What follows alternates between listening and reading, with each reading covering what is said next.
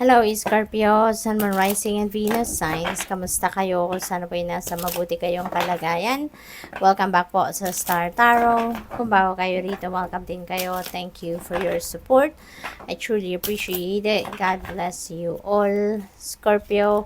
Pauna mensahe po ninyo ay trust. Ayan, all is as it should be. Ayan, so magdiwala lang kayo, no, sa divine universe and sa divine plan, kasi kung ano siguro yung plano para sa iyo, yun ang mangyayari or maaaring nagsisimula ng mangyari, no, kung ano talaga ang dapat na mangyari. So which is really good, 'di ba?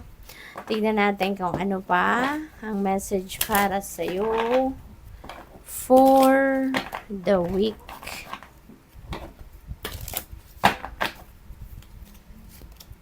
We have happiness. Ayan. I am aware that being happy means that I am on the right path. Okay? So, napakaganda. Kasi magiging masayang-masaya kayo.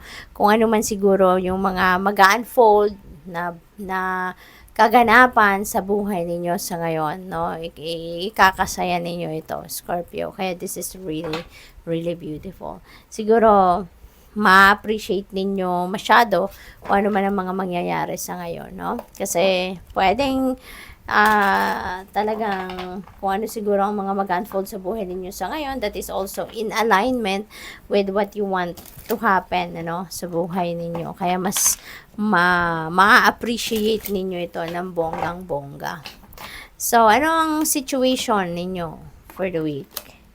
We have 10 of visions. Wow. Masayang pamilya. This is happy family. This is domestic bliss. Contented, no? Isang kontentadong pamilya, fulfilled, masaya, harmonious ang relationship, nagkakaintindihan ng bawat isa, 'di ba? Merong kung ano yung wants and needs siguro ng bawat isa sa pamilya, maring nandiyan na, napoprovide mo na, 'di ba? Nai-enjoy nyo ng lahat, kaya napakaganda. So, ano yung focus ninyo sa ngayon? Holy moly, Scorpio, napakabongga, no? We have the Enchanter's Wheel. Now, this is your focus for the week. Yung swerte, no? Siguro, kasi this is good luck and good fortune on your side. So, siguro, you're going to be very lucky talaga at this time, no? During this week. Marami sigurong mga kumbaga things are falling into its right places, no? Saktong-sakto yung mga kaganapan sa buhay ninyo. Yung pagdating ng mga bagay-bagay, ang mga pangyayari, talagang sakto sa kung ano yung mga gusto ninyo, kung ano yung ikakasaya ninyo. Kaya this is really beautiful. Pwedeng ang swerte na to dadating sa iba't ibang parte ng buhay ninyo. Pwedeng maswerte kayo sa relationship, maswerte kayo sa trabaho, maswerte kayo sa pamilya, maswerte kayo sa hanap buhay ninyo, sa negosyo. It could be swerte in anything, in any area. Maraming pagbabago ang maaaring maganap sa buhay ninyo rito. Pero yung pagbabagong ito is for the better, no? Kaya napakaganda. At meron din tayong synchronicity rito, Scorpio. This is 10 of visions, tapos ito 10 din. So, meron tayong 10-10, and that is a very powerful angel number. So, I suggest, pakitignan po ninyo ang ibig sabihin ng angel number 10-10 po for more guidance. Okay? Ang expectation ninyo sa ngayon ay keeper of spells. Ayan. So, siguro ang iba sa inyo rito, no? Very influential. Maybe you are a leader. Maring isa kang boss, isang manager, pwedeng isa kang supervisor, mga ganon, ano. Siguro ang position mo sa inyong trabaho na very powerful ka. You have that authority, no? At people are looking up to you kasi siguro napaka-charismatic mo din, 'di ba? Siguro very charming ka, very magnetic, 'di ba, yung pagkatao mo. Kaya maraming tao ang na-attract sa iyo. You are drawing people towards you naturally, 'di ba? At siguro sa ngayon, marami kayong gustong gawin, marami kayong magagandang ideas na gusto mong simulan sa ngayon, at hindi ka rito magpapapigil sa kahit anuman, no? And since you are very magnetic, siguro may mga tao din dito that will be drawn to you na kahit hindi mo hingi ng kanilang suporta, lalapit sila sa'yo at tutulungan ka, no? Kaya maging successful ka.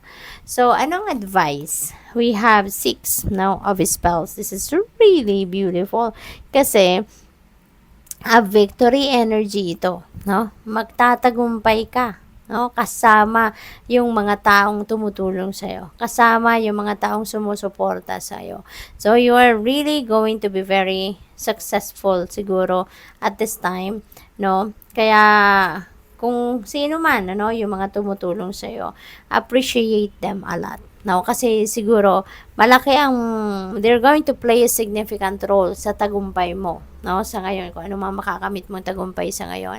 Talagang malaki din siguro ang maitutulong ng mga taong ito sa iyo. No, 'yun ang napipick up ko dito for you. Kaya don't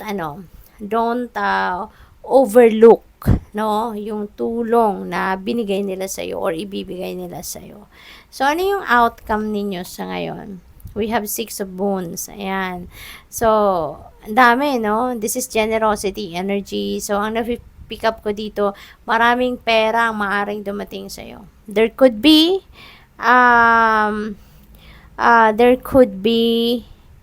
windfall of money na dadating. Maaari din na yung perang ito, kung ano man, siguro pwedeng manggaling ito sa iba't ibang sources, no, na pera ninyo. Pwedeng windfall of money ito, pwedeng pinaghirapan ninyo, pwedeng bonus ninyo, pwedeng pinagtrabahuan, pwedeng napanalunan, pwedeng merong magraregalo sa inyo. So, yung perang dadating sa inyo could be coming from various sources, no, but definitely there will be prosperity, no, na mararanasan kayo ngayon. Magiging abundant and prosperous kayo. Maswerte kayo ngayon pagdating sa pera, no? Kaya napakaswerte. Good luck sa iyo, Scorpio. Talagang yung swerte na to, no, maghahatid sa iyo ng prosperity and abundance. So final message ni Scorpio ay 5 of Swords. Marami naiinggit siguro sa'yo, no? Dahil sa swerte, masaya kayo, 'di ba? So siguro marami naiinggit sa'yo. Kaya pwedeng ikaw ay binubuli ng iba, maaaring ikaw ay pinag-uusapan ng iba, maaaring meron ditong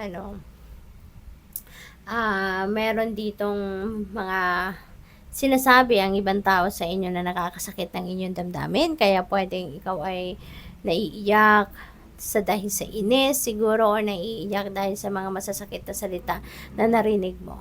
So, ayun. So, feeling ko you're going to walk away from these people, no? Kung sino man ito, because siguro hindi kayo sanay na nakakarinig kayo ng hindi magagandang salita, no? From other people, lalo-lalo na right in front of your face, 'di ba? So kaya iiwasan mo na lang ang mga to because you don't want to say something din na makakasama din or ayaw mo din siguro magsalita ng mga salitang makakasakit din ang kanilang damdamin or damdamin ng iba. Kaya mas gugustuhin mo na lang na umiwas, no, sa gulo. Kaya maybe you're going to walk away from them. So good luck sa'yo. Thank you for watching. Love and light. Namaste.